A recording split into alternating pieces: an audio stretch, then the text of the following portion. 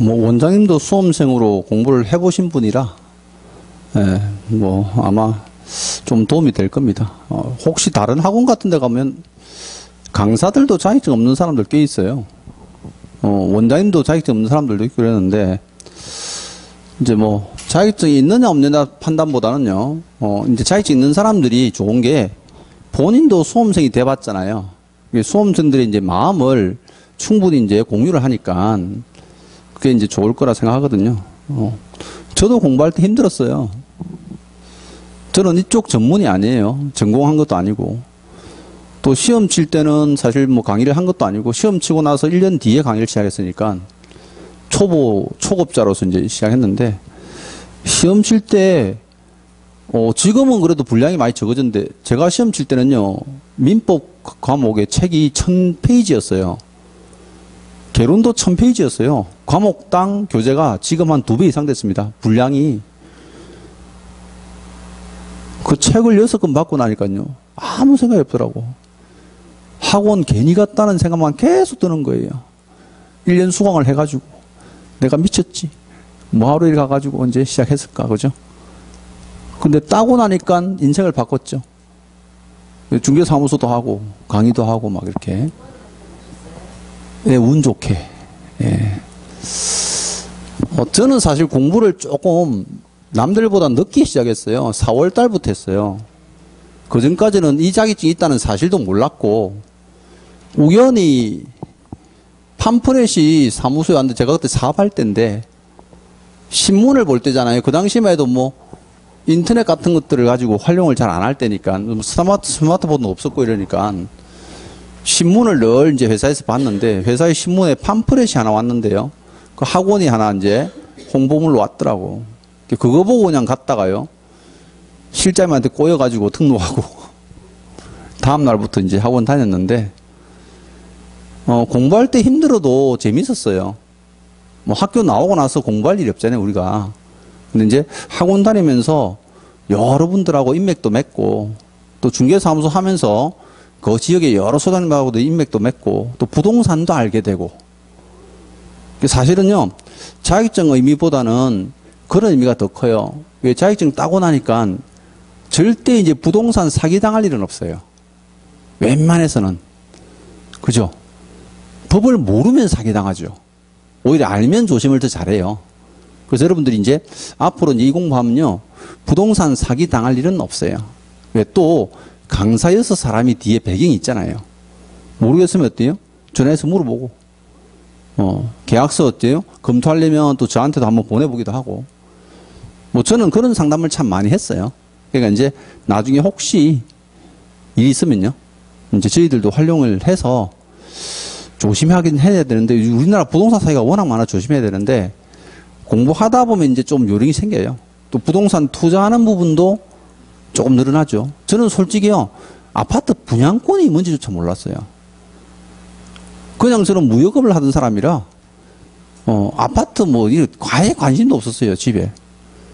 결혼할 때 이제 집을 하나 장만해서 이제 결혼을 하다 보니까 집을 어떻게 하고 저떠고 뭐 관심이 없었어요. 근데 부동산 하다 보니까, 분양권 가지고 돈 많이 벌더라고, 사람들이. 또, 애들 집에 자녀가 있으니까 어때요? 자녀들한테도 집이 하나씩 막 생기더라고. 저도 이제 그걸 배우면서 조금씩 따라 했죠. 쭉 해서.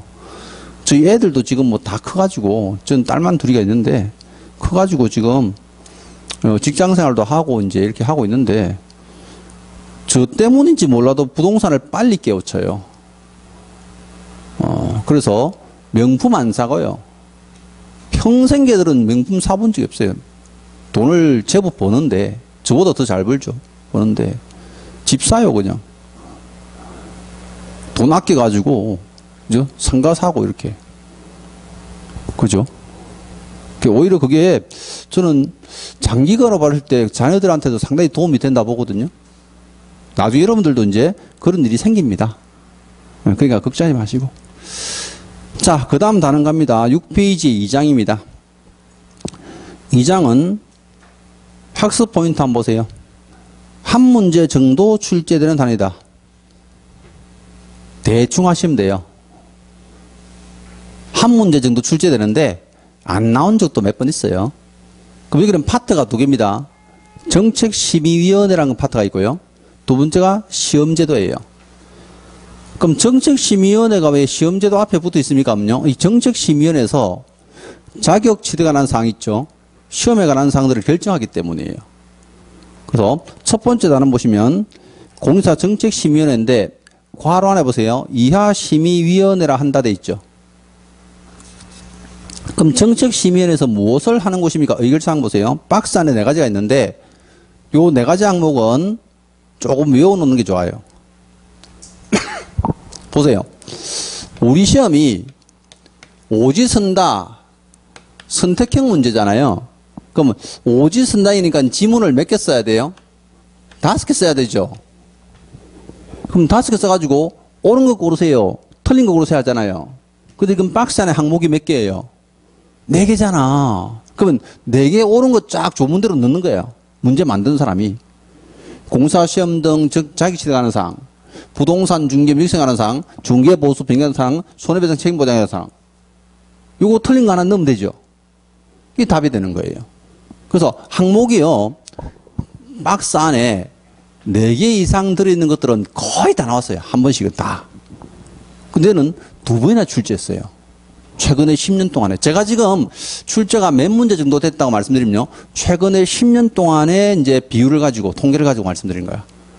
그러면 10년 동안에 2번 나왔으면 뭐 자주 나오는 거 아니잖아요 하는데, 그것도 자주 나오는 거예요. 왜? 정책심의위원회가 보통 10년 동안에 한 5번 정도 나와요. 거의 경연제로 한 번씩 나오는데, 이게 답이 2번이나 됐다는 것은요, 출제 빈도가 꽤 높았던 거예요. 그럼 4가지 항목을 조금 외워놓습니다. 근데 여러분들이 사실은요, 암기하는 데 대해서 너무 부담 갖지 마세요. 왜? 아직까지 1년 남았잖아요. 1년 동안. 근데 나중에 1월달 들어가죠. 1월달 들어가면 제가 암기표라는 걸 나눠줘요. 반드시 암기를 해야 맞출 수 있는 문제를 풀기 위해서요. 암기표를 만들어 드리는데 본인이 암기하는 게 제일 좋고요. 그게 힘들면 암기표를 통해서 암기하시면 돼요. 근데 암기표에서 그러면 이게 한 20페이지 가량 돼요. 엄청 많은데 안 많아요. 왜 20페이지 안에서 30문제가 나와? 여기 안에서만 정답이 30개 있어. 40문제 중에서. 그럼 책 공부 안 하고 이것만 달달 외우면 어때요? 30개 맞춰요. 법은 무조건 암기 잘하는 사람이 무조건 승리하는 거예요. 그래서 어떤 분들은 가끔 법 공부할 때 이해를 하고 암기해야 된다는데 이해는 몇 개 안 돼요. 이해는 아주 간단한 거고요. 암기 싸움이에요. 암기 싸움. 근데 요즘 모르겠어요. 이제 저도 애들 키워봐서 아는데요. 예전에 한번 어떤 아주 유명한 강사분이 그러더라고요. 애들 배우는 수학 있잖아요. 그럼 수학은 원리를 알고 이해해야 잘 풀지 않습니까? 어림도 없는 소리래요. 수학은 100% 암기래요. 달달 외우면 끝이래요. 왜? 방정식을 외워야 문제를 풀 거 아니에요. 그러니까 의대 같은 애들이 이제 실제 이과라서 이과 계통에 있는 애들이 이제 수학을 잘하잖아요. 미분 적분하고 막 이런 저도 잘 모르는데 걔들한테 물어봤어요. 너 수학이 수능 시면 뭐 거의 만점 가까이 나오는데 어떻게 다 외웠대요. 문제만 딱 보면 이게 답이 어떻게 유형으로 가는지를 다 배우고 있는 거예요. 그러니까 여러분들이 사실요, 이게 문제 풀 때 암기하는 사람이 우리 과목에서는 무조건 승리해요. 보세요. 이게 제 수험생 중에 합격자가요, 74세 되신 분이 있고요. 제일 나이가 어린 게 13세가 있거든요. 중1짜리 있었어요. 만으로 13세니까. 그럼 중1짜리 애는 딱 1년 공부하고 1, 2차 다 됐는데 뭘 이해했을까요? 제가 물어봤어요. 야, 너 이거 이해되니? 하니까 아니요. 근데 점수가 왜 나와? 좀 외웠어요. 이 나이 되면 암기가 워낙 잘 되니까 자기는 그냥 다 외웠대. 뭐 공법이고 공시제법이고 할 것이 막 문제 보고 다 배우고 그냥 암기표 보고 암기하고 막 매일 외웠대요. 근데 이분은 그러면 나이가 많으니까 암기력이 떨어지잖아요. 암기에서 반점 맞추고요. 이해에서 반점 맞추고 하는 거예요. 이게. 그러니까 이해를 아예 안 하고요. 암기만 하면 합격하는데 암기를 아예 안 하고 이해만 하면 100% 떨어져요. 우리 시험이 그래요. 그래서 이제 혹시 여러분들이 암기에 대해서는 상당히 이제 부담을 많이 느끼긴 해요. 이제 양도 많고 이러는데 나중에 암기 다 할 수 있게 해드립니다. 또 강사들이 뭐 하고 노는 이유가 또 그것 때문이기도 하죠. 그러니까 이제 4가지 항목이 있다는 것만 아시면 되고. 그 다음에 싼 걸로 3번 한 가보세요. 심의위원회가 이제 구성되어 있는데, 그 심의위원회는 인원수 보세요. 위원장 1명을 포함한 7명 이상 11명 돼 있죠. 자, 우리 중개사법에서는 지금 숫자가 많이 나옵니다. 법 조문에요. 숫자는 무조건 외우셔야 됩니다. 왜? 이 숫자만 바꿔서 정답으로 나오는 게 보통 13문제에서 14문제예요. 그럼 숫자만 외워도 과락면해요. 그럼 지금 보니까 위원장 1명을 포함해서 7명에서 11명 돼 있잖아요. 이런 것들은 실제 이제 예를 들어서 뭐 문제점은 19명으로 한다 돼 있거든요. 나중에 협회 운영위원회가 19명이에요. 우리 중개사법에 위원회가 딱 2개 나오는데 정책심의위원회하고 운영위원회가 있는데 그거 약간 뒤바꿔서 내요. 그러니까 7명에서 11명을 5명에서 10명, 7명에서 20명, 7명에서 12명 이렇게 안 내요. 그렇게 치사하게 내는 게 아니고요. 우리가 어디선가 배운 것 가지고 내요. 그럼 중개사법에는 실제 위원회가 딱 2개밖에 없는데 운영위원회는 19명이고 정책심의위원회는 7명에서 11명 이렇게 구분하면 돼요. 암기하는 게 그냥 숫자를 막연하게 외우는 게 아니고 답을 어떻게 바꿔서 낼 건지 하고 이제 기억하시면 돼. 그 다음에 2번 한번 보세요. 위원장은 국토교통부 제1차관이 된다 돼 있죠. 혹시 여러분 차관이 어떤 사람인 줄 아세요? 아, 장관 딱 바로 밑에예요. 차관. 그죠? 그러면 여기는 위원장이 국토교통부 장관이 아니네요. 그럼 국토교통부 제1차관이 위원장인데 틀린 지문은 뭐 되겠어요? 장관 같네요. 너다지 그 똑같은 지문 내는 거야. 틀린 지문은. 왜? 여러분들이 나중에 공법 시간에 위원회 위원장이요. 국토교통부 장관이 엄청나거든요. 근데 그쪽은 장관인데 우리는 뭐예요? 차관이에요. 차관. 조금 구분하면 되고 뭐 나머지는 참고를 읽어보세요. 나머지는 뭐 위원은 국장이 임명하고 임기는 2년이다 이런 것들은 참고. 자, 2번 나라 봅니다. 공사 자격시험이에요. 여러분들이 지금 시험을 치려고 하잖아요. 그럼 공인중개사 이 자격시험은 어디에 규정이 있는 겁니까? 없냐? 그 중개사법에 있어요. 우리 중개사법에 의해서 시험 치르는 거야. 그럼 시험은 누가 시행하는 겁니까? 없냐? 첫 번째가 시도지사고요. 두 번째가 국토교통부 장관인데 제가 앞으로 국토교통부 장관을 줄여서 국장이라고 표현할 거예요. 근데 시도지사가 누굽니까? 없냐? 특별시장, 광역시장, 특별자치도지사, 그 다음에 도지사. 이걸 줄여서 뭐라고 그래요? 시도지사라고 그래요. 그럼 울산광역시장은 시도지사 중에 한 사람이에요. 국장 바로 밑에 있는 사람이에요. 그럼 시도지사가 시험을 시행하는데 국토교통부 장관도 예외적으로 시험을 시행할 수도 있다 돼 있어요. 이거는.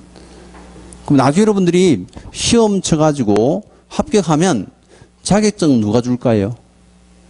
시도지사가 줘요. 이 사람이 시험 시행하니까 이 사람이 자격증을 교부해 줍니다.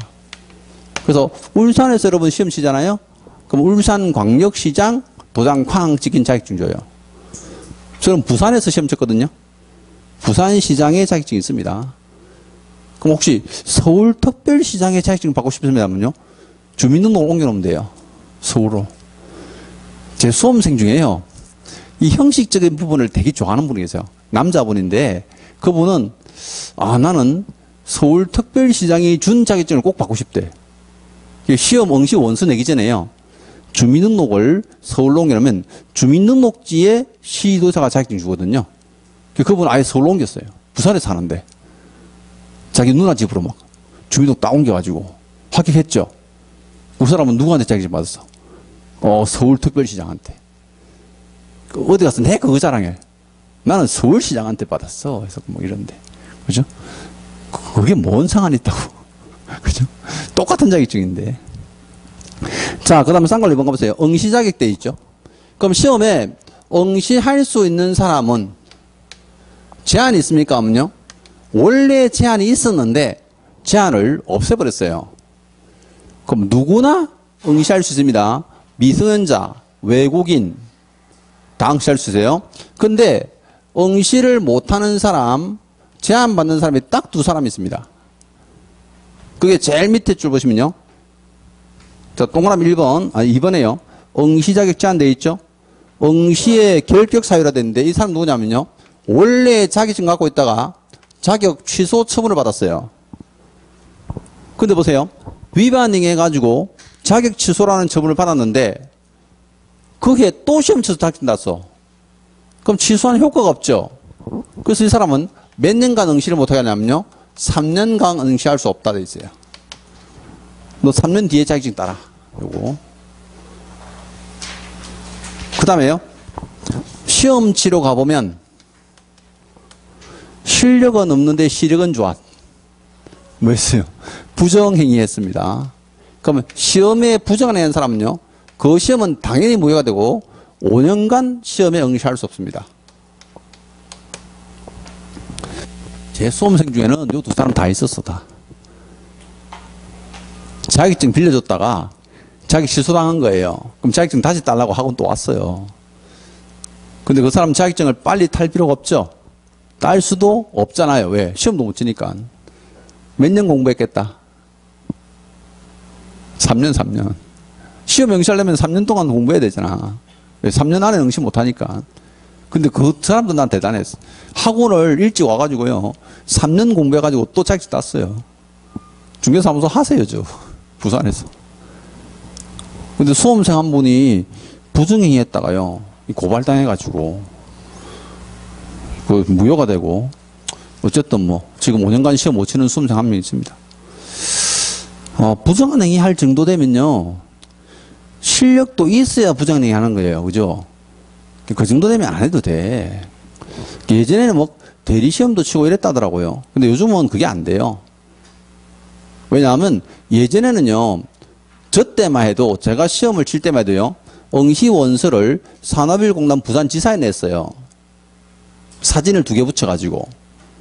그럼 거기 이제 밑에 절치선에다가 딱 찢어가지고요, 응시 원서 있잖아요. 그 밑에 이제 쭉 찢어가지고, 거기다가 압인만 쾅 찍어 돌려줬단 말이야. 그럼 사진만 바꾸고 가면 어때요? 찾아낼 방법이 없었어요. 왜? 감독관이 그 사람 이름, 얼굴을 다 외우고 있는 게 아니거든. 대리시험 엄청 쳤대요. 지금은 그게 돼요? 아예 안 돼요. 전산 입력이 다 돼 있어가지고 감독관이 어때요? 우리 얼굴 들어간 사진까지 다 들고 와요. 예. 그러니까 이제 지금은 안 되죠. 근데 예전에 그럴 때는 막 그래 했대. 근데 발각되면 어떻게 돼요? 5년간 응시할 수 없다. 돼 있죠. 요거 숫자 조심하면 돼요. 취소는 3년, 부정행위는 5년. 이렇게 3년, 5년. 자, 그 다음에 7페이지 가면 시험 시기 및 일부 문제가 있고 4번에 시험에 출제 및 채점이 있죠. 5번에 시험에 실시되어 있는데 참고입니다. 이런 것들 시험에 잘 안 나와요. 거의. 근데 이거 말고 제가 이제 아예 빼버린 게 있는데요. 시험 과목 또 합격하는 실제 방법. 이게 우리 법 조문에 다 있어요. 시험 과목은 1차 과목에 민법과 개론을 한다 돼 있고 2차 과목에 중개사법, 공법, 부동산 공시세법 이렇게 돼 있어요. 또 합격생은 매 과목의 과락 40점에 평균 60점. 1차는 선택형, 2차는 논문형으로 한다 돼 있습니다. 실제 1차는 선택형이고요. 2차는 논문형인데 1, 2차를 당일날 같이 치면 동시에 시행할 때는 1차의 방법으로 한다 돼 있어요. 그래서 지금은 1, 2차가 전부 다 어때요? 선택형이에요. 근데 나중에 이 공사 시험을요, 1차, 2차를 분리한다고 지금 얘기를 많이 해요. 그럼 분리하면 자연스럽게 2차 과목 어때요? 논술형으로 넘어가요.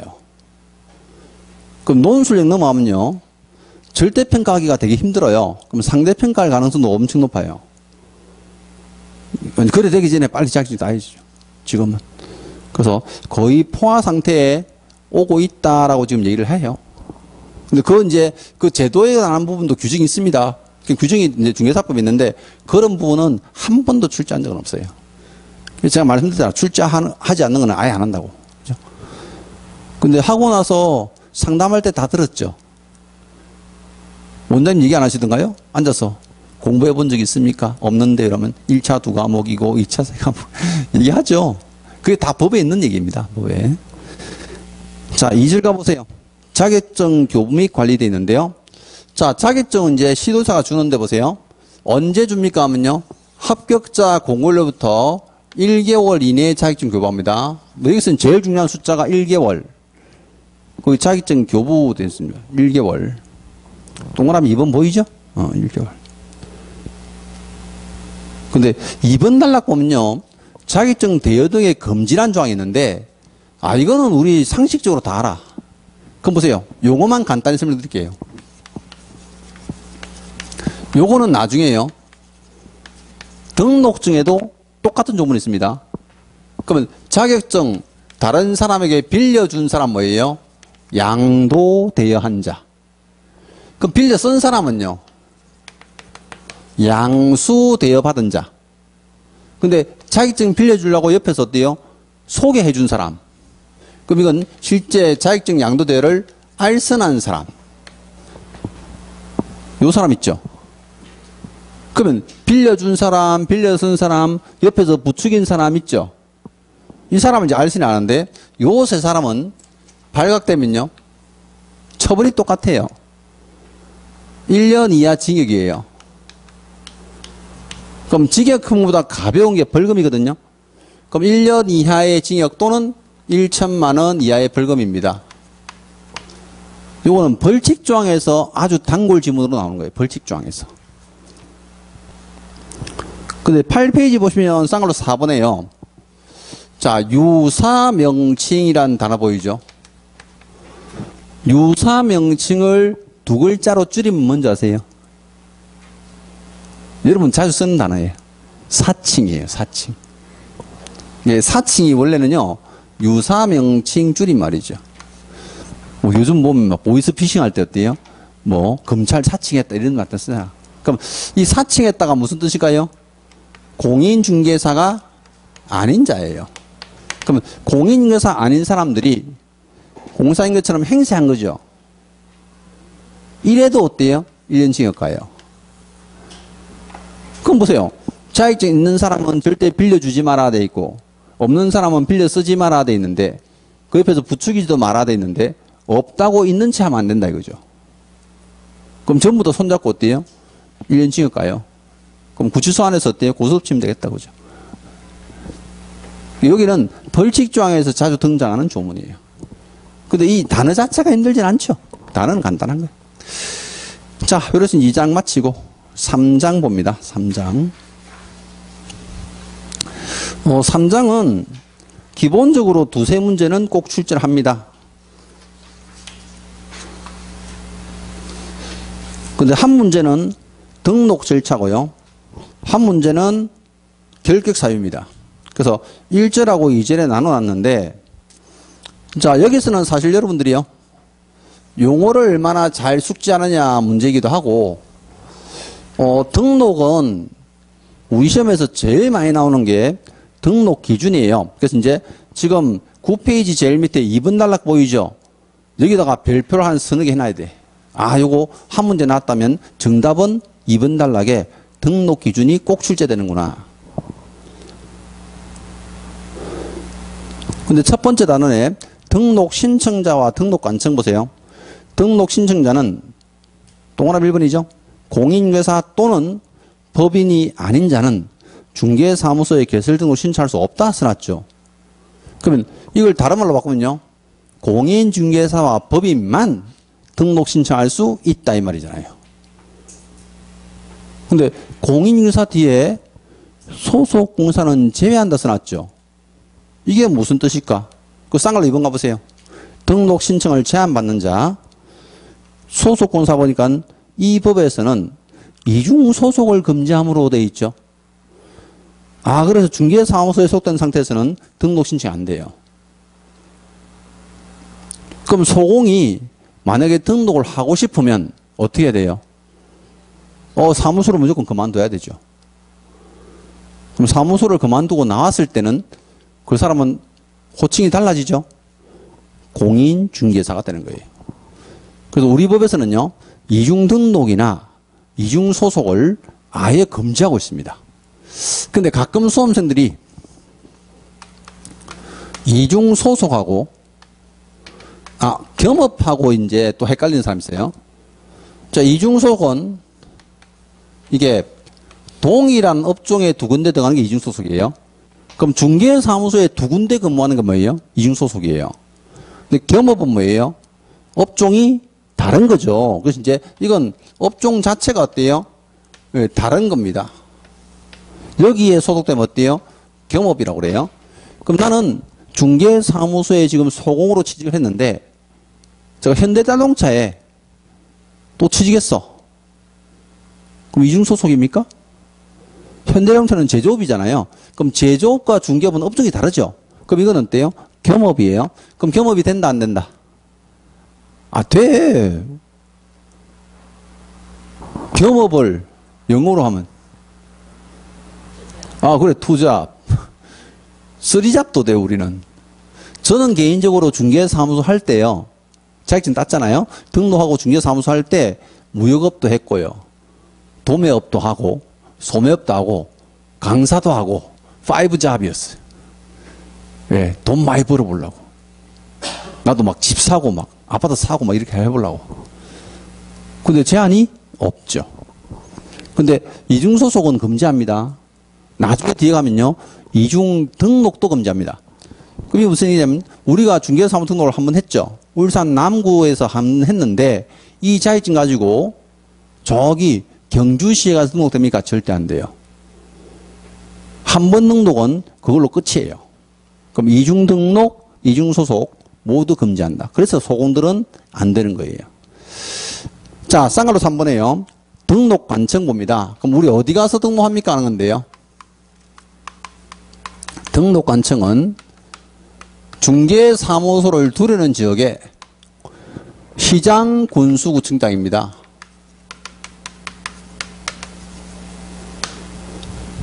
그럼 여기서 보시면요, 시장님이 제일 중요한데요. 요때 시장님은 구가 설치되지 아니한 시장을 말한다 이래 되세요. 그럼 여기 보세요. 요 사람하고 구분해야 돼요. 시도지사하고 보세요. 시도지사에도 시장이 있죠. 이때 시장은 특별시장, 광역시장이에요. 그럼 지금 울산광역시에는 구가 있죠.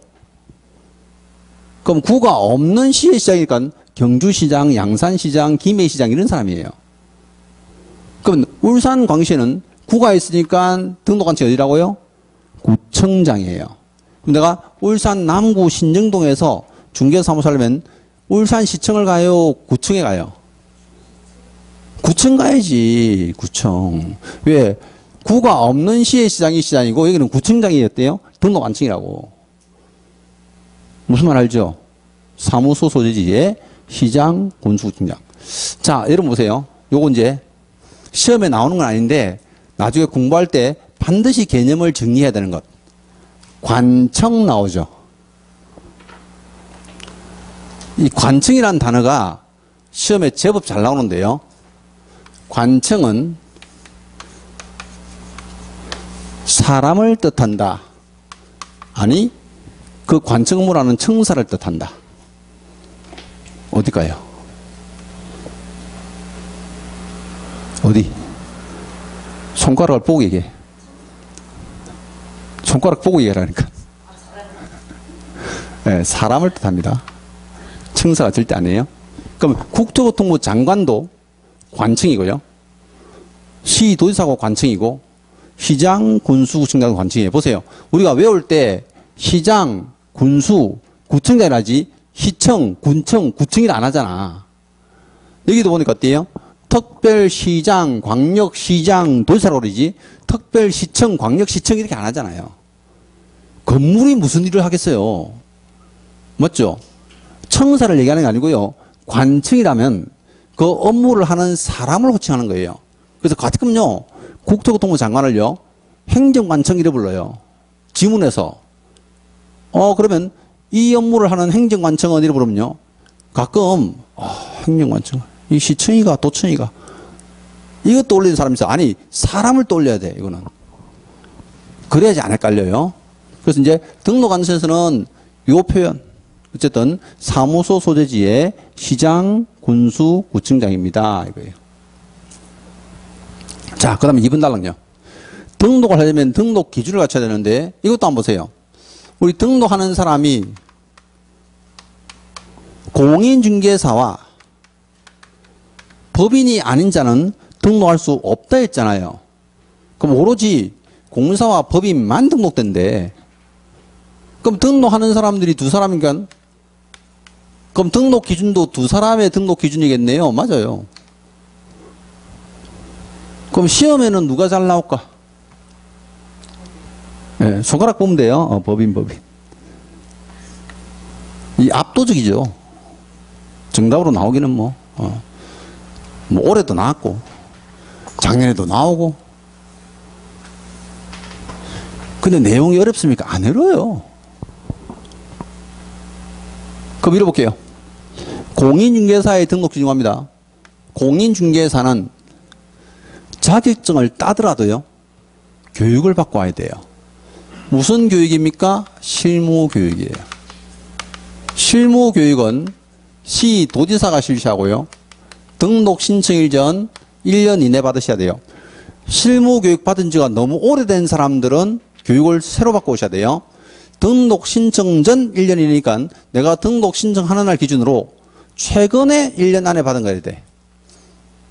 그 왜요? 실무교육을 왜 하는데? 저 같은 사람 때문에 하는 거예요. 보세요. 저는 자격증 딴 지가 오래됐죠. 지금 생각해보니까 벌써 23년 됐어. 그럼 자격증을 딴 지가 오래된다. 그럼 그때 시험 칠 때 그때 법으로 시험 쳤을 거 아니야. 그럼 우리나라 법은 한 번 정하면 영원히 똑같이 가요? 해마다 개정되죠. 우리나라 법은 해마다 개정이 돼요. 아니, 법은 한 번 정할 때 똑바로 정했으면 개정할 필요가 없는데 왜 해마다 개정이 될까? 우리나라 법은. 강사들이 죽어나는 거야. 새로 바뀐 법을 계속 강의해야 되니까. 공법쌤, 세법쌤 막. 원래 법 전공한 사람이 정치해서 그래요. 우리나라 법 전공한 사람들이 다 정치를 하니까 무조건 법을 때려 바꿔요. 이게. 외국은 그렇지 않다고 그래요. 근데 그것 때문에 정해진 숫자들입니다. 제가 지금 이해를 돕기 위해서 설명하는 거야. 근데 그 사람들은 뭐 어떻게 하려고 하는 게 아니고. 보세요. 실무교육은요, 최근에 법률을 가르치는 거예요. 왜 자격증 딴 지가 오래된 사람이 있을 수 있으니까. 근데 최근에 법률이 실제 언제 이내? 1년 이내. 그렇지. 해마다 바뀐댔잖아. 그럼 2년만 지나도 새로 받아야 돼, 교육을. 법이 바뀌었다 이거야. 이해했죠? 그래서 이제 실무교육 받아라. 그 다음 또 한 가지가요. 건축물 대장이 된 건물에 우리 사용권 확보하라. 사무소를 미리 확보하고 가야 돼요. 사무소 선확보입니다.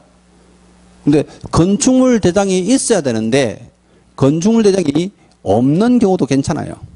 그래서 이제 거기 동그라미 2번 하시면 건축물 대장 돼 있고요. 가설 건축물 제외해서 놨죠. 가설 건축물 본 적 있어요?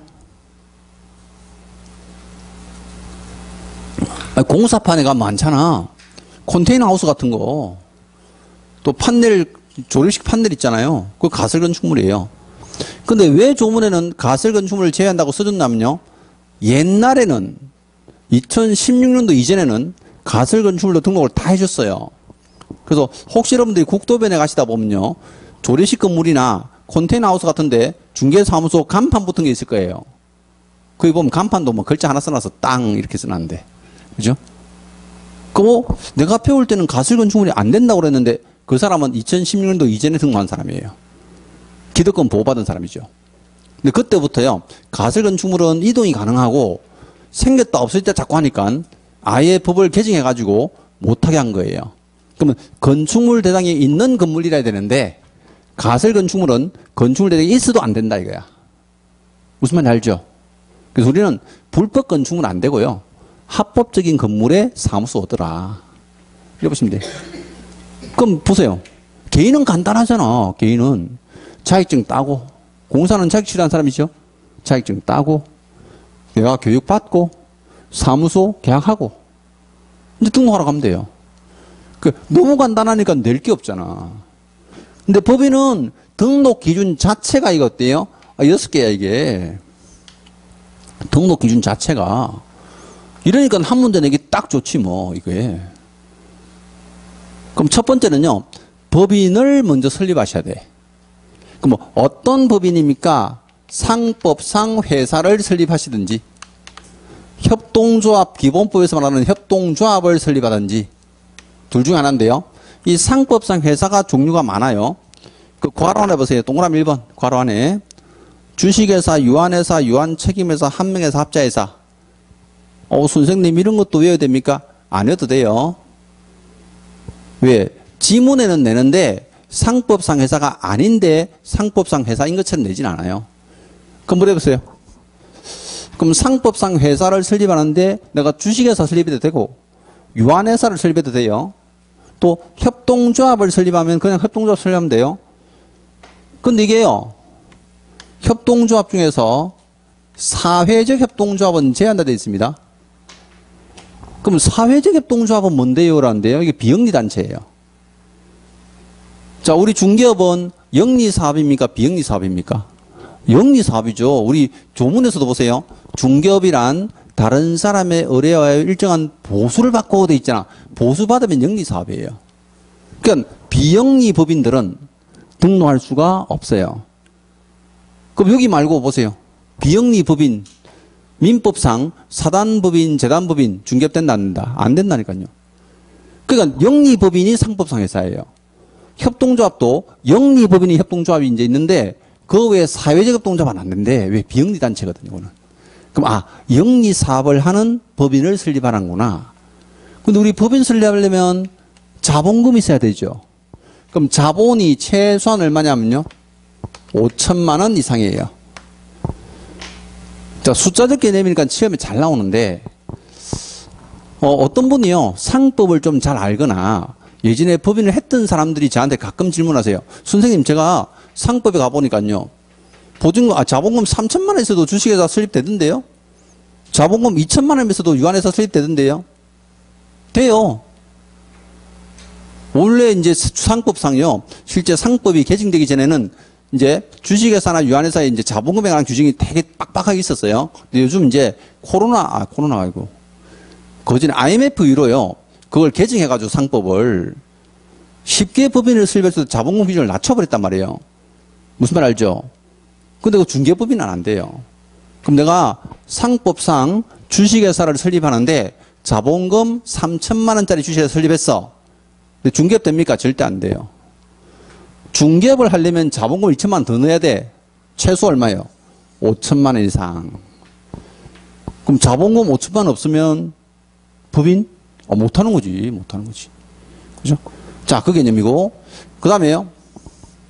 법 제14조인데, 법 숫자는 몰라도 돼요. 가끔 이 강사들이요. 법 조문의 숫자를 가끔 얘기하잖아요. 그건 여러분들을 위한 내용이 아니고요. 지 머릿속에 떠올리려고 하는 거야. 민법 186조에 따라서 이런 얘기 하잖아요. 그 민법 186조가 시험에 나오니까 안 나와.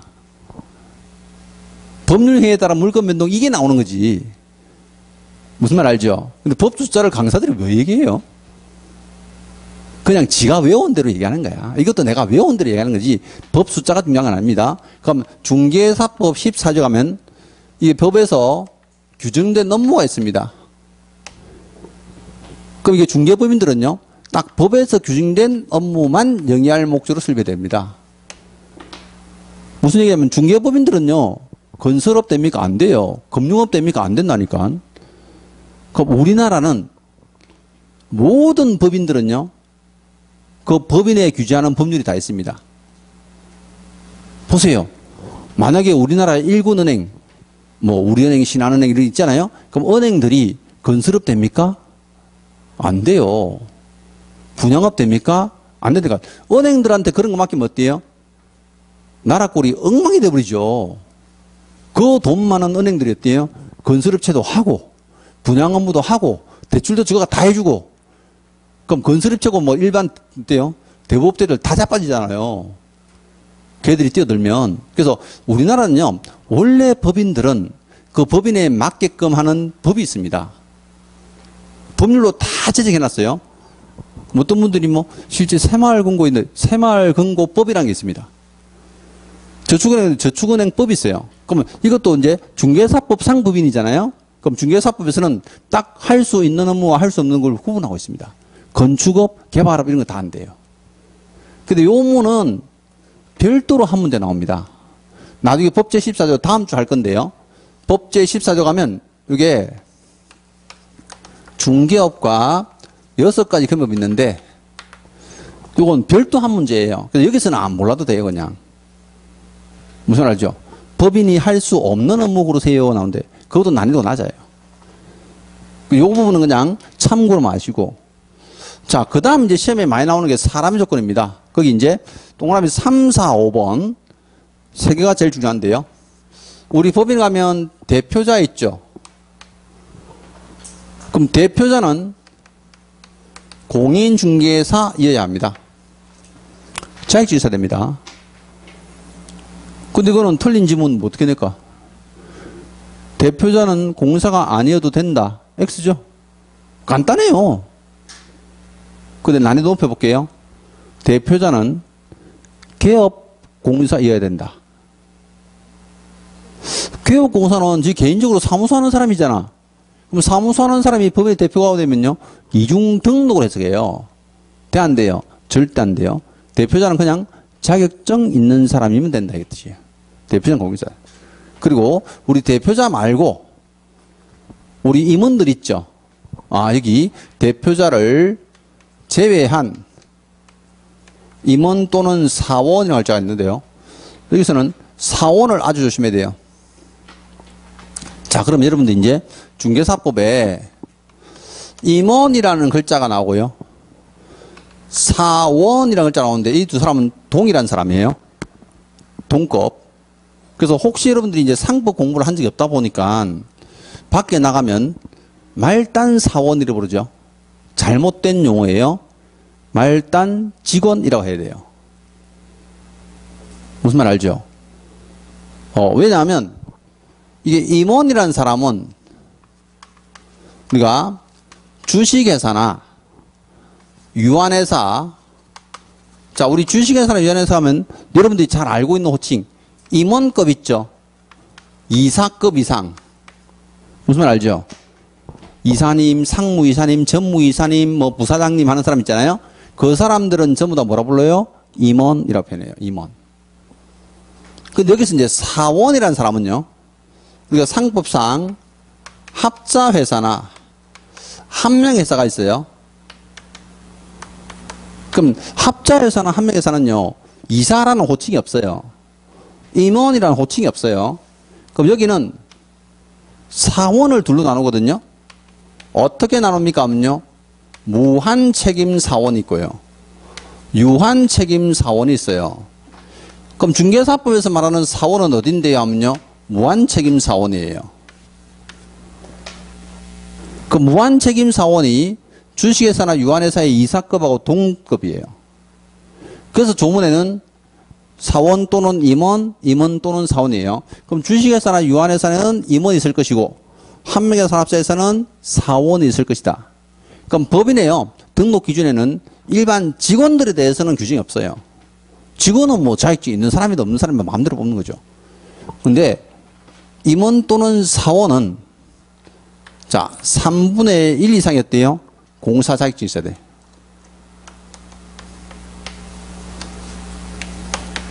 공사를 해야 된다. 3분의 1은 뭐 과반수 내기도 하고 옛날에 과반수였는데 줄었거든요. 과반수 내기도 하고. 자, 그 다음 이제 네 번째는요. 대표자를 포함해서 임원 또는 사원은요. 전원이 교육받으셔야 돼요. 이건 자격증이 있든 없든 전원이 다 받는 거예요. 무슨 교육일까? 실무교육, 실무교육. 앞에서 봤던 실무교육. 뭐 이 사람들도 최근에 법원 알아야 되잖아. 법원. 자, 마지막으로 여기도 중개사무소에 사용권 확보하라. 뭐 소유권을 확보해도 되지만 전세, 임대, 사용대차 공짜로 빌려도 되잖아요. 이게 사실은요, 우리 중개사무소는 업종 제한도 받지 않아요. 그 만약에 어떤 내 학교 선배가 건축술래 사무소 하는데 그 한 기팅이에 책상 놓고 중개업 등록됩니까? 가능해요. 그럼 진짜 중개사무소 할 자리 없으면요, 나중에 자격증 따가지고 여기 책상 하나 놓고 어때요? 등록하세요. 내 봐줄게, 그거는. 네가 와 봐준다노. 아, 원장님하고 이제 협의해야지. 실제 학원 하시면서 중개사무소를 같은 장소에서 하신 분들도 계세요. 예전에는. 우리는 업종 제한도 받지 않아요. 그럼 중개사무소는 어디를 확보해도 괜찮다는 얘기죠. 불법 건축만 아니면 돼요. 괜찮아요. 자, 요게 법인 등록 기준이에요. 그럼 이렇게 이제 개인의 등록 기준 갖추고요, 법인의 등록 기준 갖춰서 어디가 등록해요? 등록관청 가서 등록하는 거예요. 근데 나머지는 절차에 관한 부분이라 이제 볼게요. 10페이지 보세요. 10페이지에 자, 등록 신청하시는데 구비 서류, 서류 들고 가야 되죠? 박스 안에 서류가 있는데요, 조금 참고로 보세요. 서류 같은 거 가지고 많이 출제하지는 않습니다. 근데 등록하려면 돈 내야 돼요. 동그라미 2번 가보세요. 등록 신청 수수료 돼 있죠? 지방자치단체 조례가 정하는 데 있는데, 여기서 말하는 지방자치단체가 이제 시군구 조례를 말해요. 뭐 그러면 지역별로 등록 수수료가 조금씩 다르겠네요. 달라요. 울산은 많이 싸요. 울산은. 왜? 등록 수수료는 거의 똑같은데요, 실제 들고 가는 돈은 많이 달라요. 울산은 이게 자체적으로 운영할 수 있는 이제 실제 도시 중에 하나거든요. 근데 부산 같은 데는 빚이 엄청 많거든요. 뭐 지하철 공채라든지 이런 거 다 사야 돼요. 그러니까 사실 우리나라에서는 지자체에서 자기들 자체적으로 국비 지원 안 받고요, 돌릴 수 있는 도시가 크게 두 개밖에 없어요. 저 경기도하고 울산하고. 그죠? 다른 데는 국비 안 주면 다 죽어요. 그만큼 이제 이 작업자족이 잘 되는 거죠, 울산이. 그래서 이제 다른 비용들을 시민들한테 어때요? 많이 부담시키지 않아요. 그게 이제 조례에 관한 수수료의 뜻이고.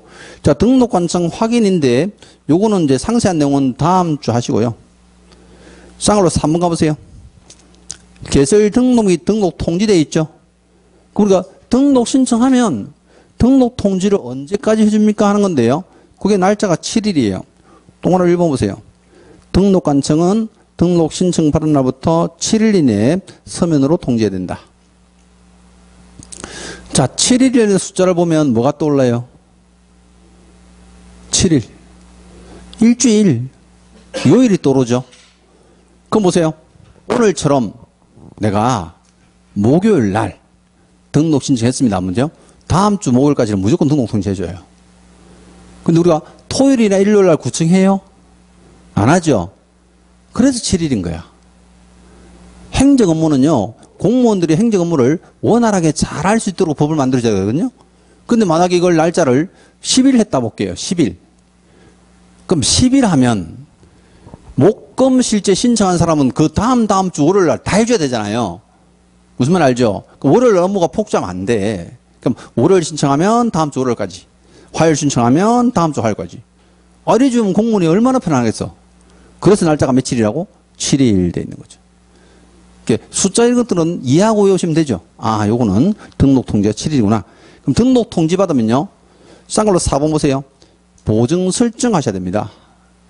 보증 설정은 그냥 이름만 기억하세요. 왜? 나중에 법제 30조 가면 상세 배워요. 보세요. 이걸 다른 말로 하면 손해배상 책임 보장이라고 표현합니다. 그럼 손해배상 책임 보장, 이걸 다른 말로 이제 보정 설정이라 하는데요. 우리가 나중에 중개업을 하다가 고객들한테 손이 끼치면 배상해야 되죠. 그죠? 그래서 뭘 한다고요? 보증을 설정하세요. 지금 보증 설정하는 방법은 보증보험에 가입하거나 협회 공제 가입하거나 법원에 공탁할 수 있습니다. 그 방법은 나중에 이제 30조 가면 상세히 배우는데 어쨌든 보증 설정을 하지 않으면 등록증을 안 줍니다. 그럼 등록증을 받으려면 어때요? 보증 설정하셔야 돼요. 근데 울산에 사는 남자분들은 이 등록 절차는요, 배우지 않아도 무조건 알고 있어야 돼. 왜 하필이면 울산에 사는 남자입니까? 현대자동차가 있잖아. 혹시 여러분들이 신차를 사셔가지고요, 등록하러 가보셨어요? 저는 제가 개인적으로 차를 막 여러 번 샀는데 사업하다 보니까 업무용 차도 막 7, 8대 산 적이 있거든요. 그 등록 대행을 시키니까 수수료가 꽤 되더라고. 제가 직접 등록 면허소 다 가서 어때요? 등록했어요. 그때 등록 절차하고 똑같은 거예요. 보세요. 제가 이제 자동차를 등록하러 갔어요. 그럼 그 이제 여직원한테 어때요? 차 등록하러 왔는데요 하니까 차대 번호 주세요 하잖아. 그럼 차대 번호 딱 줬더니 옆에 프린트에서요, 등록증이 빡 나와요. 등록증이 나와 있고요. 그 뒤에 보니까 차 번호판도 있어요. 근데 등록증 안 줘요. 그 숫자를 딱 적었더니요, 저한테 주면서 어때요? 저 가서 책임보험 가입하고 공채 사서 오세요. 책임보험 가입하고 이게 뭐예요? 요거예요. 그럼 책임보험 가입하고 공채 사가지고 영수증 딱 줬더니 어때요? 등록증 딱 주는 거야. 이 등록증을 볼모로 잡고 있다고 네가 보험 가입 하나 안 하나 보겠다네. 순수하시겠죠? 그런 개념이에요. 그쪽 절차랑 똑같아요, 우리가. 왜? 그쪽도 등록이니까. 자동차 등록이나 우리 중개업 등록이나 절차가 똑같구나. 그럼 등록증 받아와가지고 뭐예요? 중개업 하는 거예요. 중개업. 업무를 시작한다. 근데 업무를 언제까지 시작해야 됩니까?요? 3개월 안에 시작해야 돼요. 요것도 이제 다음 주 3주차 때 배우는데 3개월 동안 업무 안 하고 가만히 문 닫죠? 그러면 휴업을 3개월 초과했다고요? 이 100만 원 과태료 나와요. 마음대로 휴업할 수 없거든요. 그럼 최소한 3개월 이내는 중개 업무를 시작해야 처벌받지 않는구나. 자, 등록 절차는 이래요. 근데 보세요. 우리 등록 절차를 다 배웠는데 우리 시험에서 제일 많이 나온 게 90%가 여기예요. 90%가. 그럼 나머지 10%가 뭡니까? 하면 요 절차거든요. 보증 설정해야 등록증 주는구나. 근데 등록 통지는 며칠 만에? 7일 만에 해주고요. 업무는 언제까지? 3개월 이내 해야 되는구나. 요 정도 숫자예요. 여기서 이제 10% 정도 지문 쓰고 나머지는 몽땅 이게 답이에요. 이쪽이. 어쩌다 한 번씩 서류가 나와요. 한 10년에 한두 번 정도는 서류 가지고 다니는데요. 등록 기준을 알면 서류는 별도로 안 해도 자연스럽게 알게 돼요. 자, 요게 등록 절차입니다. 자, 오늘은 진도 여기까지 하도록 하시고 다음 주에 이제 결격 사유부터 들어가도록 하겠습니다. 자, 첫날인데 약간 많은 내용이라 하더라도 복습을 좀 해놓으시고 저는 다음 주 목요일 뵙겠습니다. 수고하셨습니다.